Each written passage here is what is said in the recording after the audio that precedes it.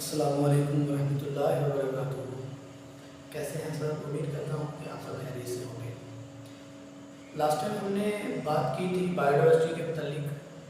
Biodiversity के मतलब हमने पढ़ा था कि बायोडाइवर्सिटी क्या है, ये इसकी जियोग्राफिकल डिस्ट्रीब्यूशन क्या है, कहाँ कहाँ पर कैसे ये पाए जाते हैं, कौन से रीजन में कितने जानवर पाए जाते हैं, ज़्यादा कहाँ पर हैं, कम कहाँ पर हैं।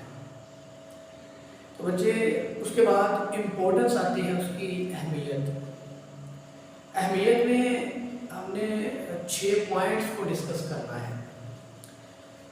उसके रिलेटेड मैं वीडियो नहीं बना रहा क्योंकि उसकी वीडियो ऑलरेडी मेरे चैनल पे बना के मैंने अपलोड की हुई है। तो अगर आपने वो अभी तक नहीं देखी है तो अभी इस वीडियो को स्टॉप करें और पहले वो वाली वीडियो देखें। इसके बाद आ जाती है क्लासिफिकेशन। क्लासिफिकेशन के एम्स हैं, वो 2 एम्स हैं, मकासद हैं 2। उसकी बेसिस है, उसकी जो बुनियाद है, उसके रिलेटेड मैं वीडियो बना चुका हूँ।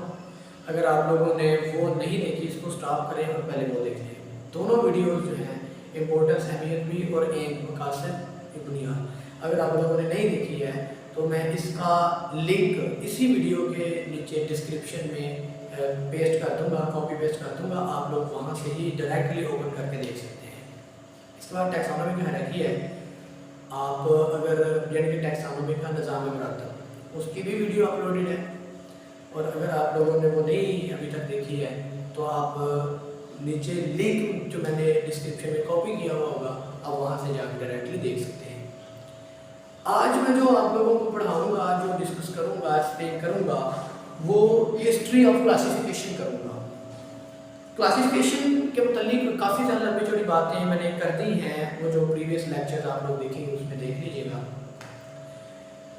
हमने क्लासिफिकेशन के मतलब ये देखना है कि जानवरों को किस किस तरह से कौन कौन से किंगडम्स में डिवाइड किया जाता है।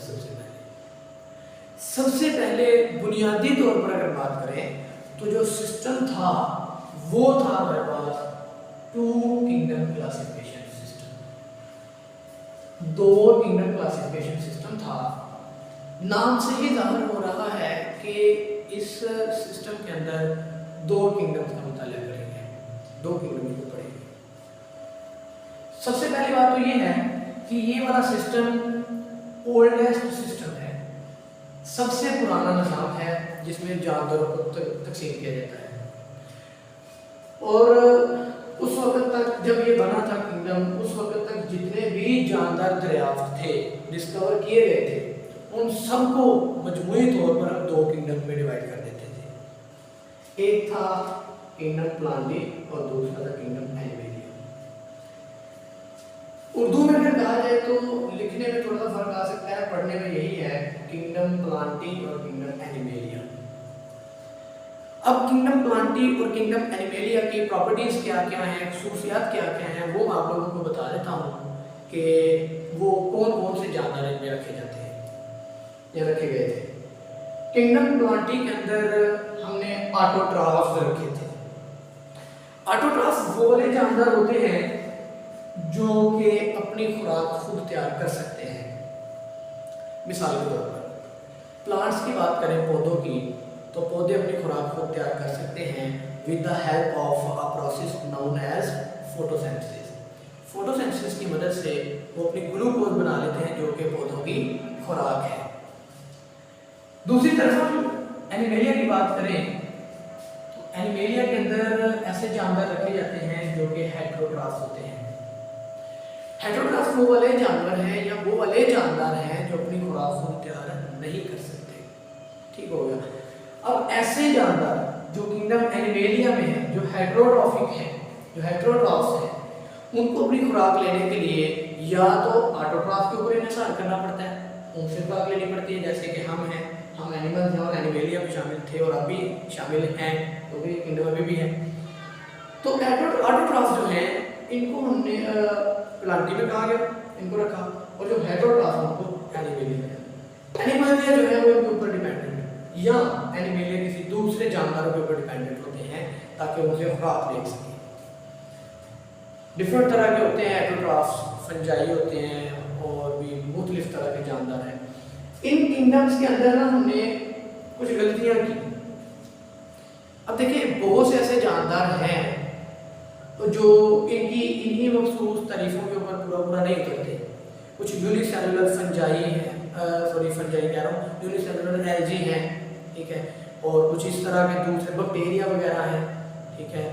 इस तरह के कुछ ऐसे जानदार होते हैं जो ऐसे जानदार इन दो तारीफों के ऊपर पूरा पूरा नहीं उतर रहे थे। तो अगर देखा जाए तो इनके लिए जो मैं नाम दे रहा हूँ, कोई यूनिसेलुलर बैक्टीरिया हैं या कोई फंजाई हैं या एल्जी हैं या इस तरह के दूसरे जानदार हैं, तो वो इनके तारीफों के ऊपर पूरा पूरा नहीं उतर रहे थे। इसी वजह से मैं नहीं कहूँगा कि ये दो किंगडम क्लासिफिकेशन सिस्टम ज़्यादा देर तक नहीं चला।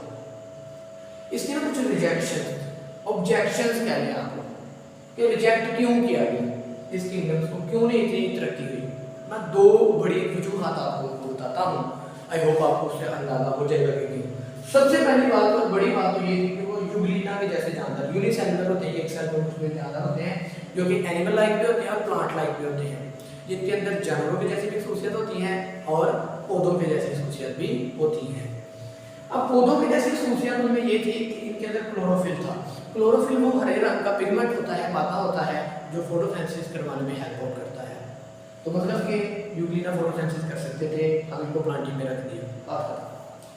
दूसरे नंबर पर इनकी एनिमल लाइक कैरेक्टरिस्टिक भी थी, इनके पास एनिमल लाइक थी। क्या सेल वाल नहीं थी इनके सेल के गिर्द, और जानवर के सेल के गिर्द सेल वाल नहीं होती है, फिर हम इसको प्लांटिंग में कैसे रख सकते हैं? एनिमेलिया में भी नहीं रख सकते। क्यों? क्योंकि इनके अंदर क्लोरोफिल है।